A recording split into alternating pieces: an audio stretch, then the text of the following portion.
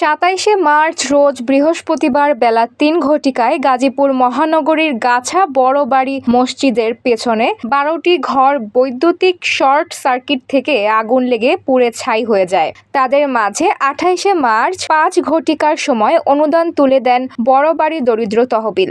বাড়ির ভাড়াটিয়ারা জানান, তারা সবাই কর্মজীবী ও কর্মস্থানে থাকায় কোনো হতাহত হয়নি। বাসায় যারা ছিলেন তারা আগুন দেখে দ্রুত বেরিয়ে যান। আরও জানান, চোখের সামনেই সবার ঘর পুড়ে ছাই হয়ে যায়। ঘরের সকল মালামাল, ঈদের মার্কেট, নতুন কাপড় চোপড় এবং আসবাবপত্র সহ বাড়ি পুড়ে যায়। এতে অসহায় হয়ে পড়েন তারা। তাদের পাশে দাঁড়িয়েছেন মানবতার কল্যাণে কাজ করা সংগঠন বড়বাড়ি দরিদ্র তহবিল। নগদ টাকা অনুদান প্রদান করেন তহবিলের চেয়ারম্যান প্রফেসর আব্দুল সালাম। দাতা সদস্য ইউসুফ সরকারের সঞ্চালনায় উপস্থিত ছিলেন গাছা থানা যুবদলের সাবেক যুগ্ম আহ্বায়ক রুবেল সরকার। এছাড়াও উপস্থিত ছিলেন বড়বাড়ি দরিদ্র তহবিল সংগঠনের দাতা সদস্য মোশাররফ হোসেন চন্দন ও এলাকাবাসীরা। ক্ষতিগ্রস্ত পরিবারের প্রত্যেককে ৫,০০০ টাকা করে অনুদান দেন। সংগঠনের চেয়ারম্যানের বক্তব্যে বলেন, এই সংগঠন মানবতার কল্যাণ, অসহায় দরিদ্র ক্ষতিগ্রস্ত মানুষের পাশে দাঁড়িয়ে থাকে।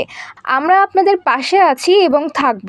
আমাদের সাধ্যমতো আমরা সহযোগিতা করব এবং মানবতার কল্যাণে কাজ করব। এ সময় রুবেল সরকার বলেন, এই সংগঠনটি দরিদ্র অসহায় মানুষের পাশে দাঁড়িয়েছে। আমিও এই সংগঠনের পাশে আছি এবং থাকব। সমাজের অবহেলিত মানুষের পাশে দাঁড়ায় এই সংগঠন। মানবতার কল্যাণে সবাইকে এগিয়ে আসার আহ্বান জানাচ্ছি আমি। ফাল্গুনী আরা, তরঙ্গ টিভি, ঢাকা।